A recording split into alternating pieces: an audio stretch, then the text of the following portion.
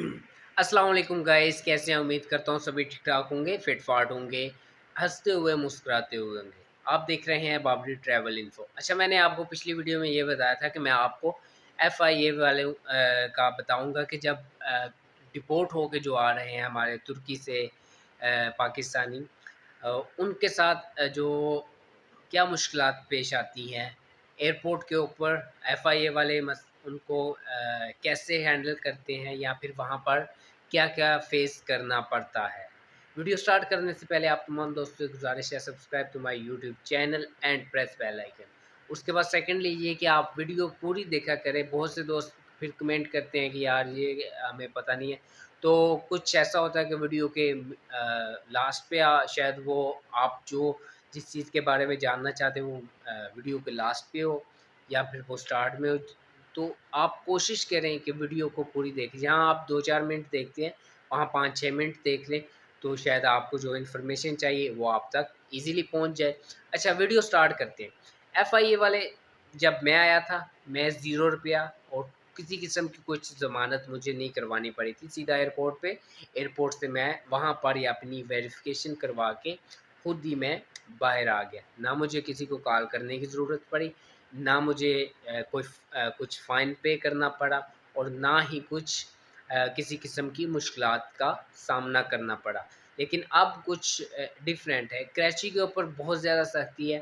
उसके बाद लाहौर के ऊपर भी अब कुछ उन्होंने सुना है कि मेरे पास जो इन्फॉर्मेशन पहुँची कि उसके ऊपर भी काफ़ी ज़्यादा सख्ती है।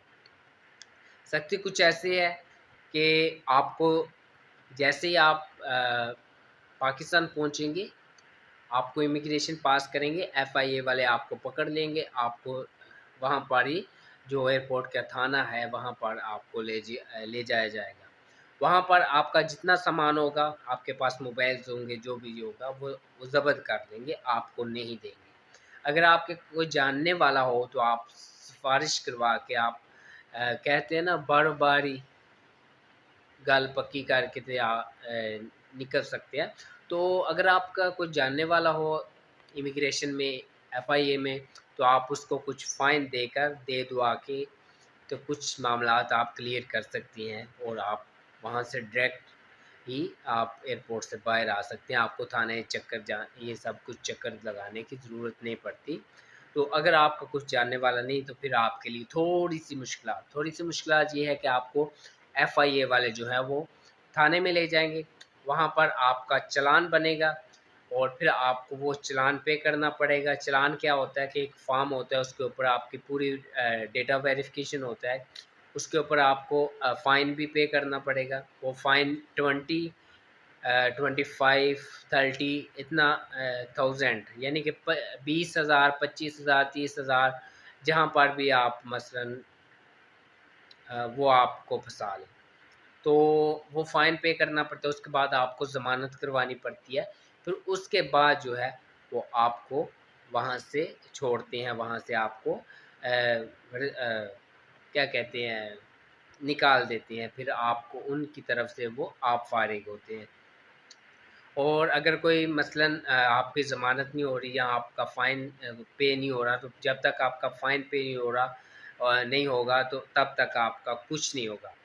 जब मैं आया था, उस वक़्त हमारे साथ जो लड़के थे 150 प्लस थे और 150 प्लस ऑलमोस्ट लड़के थे और हम इस्लामाबाद एयरपोर्ट के ऊपर उतरे थे और उस वक़्त गवर्नमेंट पीटीआई की थी और हमने यही सुना था कि जो भी इमिग्रेशन है या जो भी सिस्टम है, वो पीटीआई गवर्नमेंट ने इसके अंदर फुल रिलीफ दिया हुआ है, किसी को कोई फ़ाइन नहीं देना पड़ेगा, कुछ भी नहीं देना पड़ेगा। तो उस वक़्त हमें जितने भी लड़के थे, किसी को उन्होंने नहीं रोका, सबकी वेरिफ़िकेशन की और वेरिफ़िकेशन करने के बाद उनको वहाँ से निकाल दिया। उनको वहाँ से मूव कर दिया गया, रिलीज़ कर दिया गया। और वहाँ पर जो सबसे मेन चीज़ होती है, वो आपसे जब पूछेंगे, आपका एड्रेस पूछेंगे, आप सिटी नेम, गाँव का पता, जहाँ का आपका रहने का जो मसला आपके आईडी कार्ड के ऊपर पता लिखा होता है, वो आपको वो पूछेंगे। कुछ लड़के सही लिखाते हैं, कुछ गलत लिखाते हैं और उसके बाद अगर देखें, वो आपका फ़ोन नंबर लेंगे, आपका आईडी कार्ड का नंबर लेंगे, और उसके बाद वो जो आपका आउट पास होगा उसके पिछली बैक साइड पे वो सारा आपका जितना भी आपका बायोडाटा वो लेंगे वो सारा उसके ऊपर लिखेंगे। उसके बाद वो आपके आउट पास के ऊपर या आपके फिंगर्स लगवाएँगे और उसके बाद जो है वो आपको अगला जो प्रोसेस होता है वो थाना, जेल तक तो नहीं हट जाता, तो उधर ही जो है वो सारा सिस्टम करके आपको वहाँ से ही ज़मानत करवा के आपको रिलीफ़ मिल जाता है। तो इसके अलावा अगर देखा जाए तो हम 150 से ज़्यादा लड़के थे जब हम डिपोर्ट होके आए।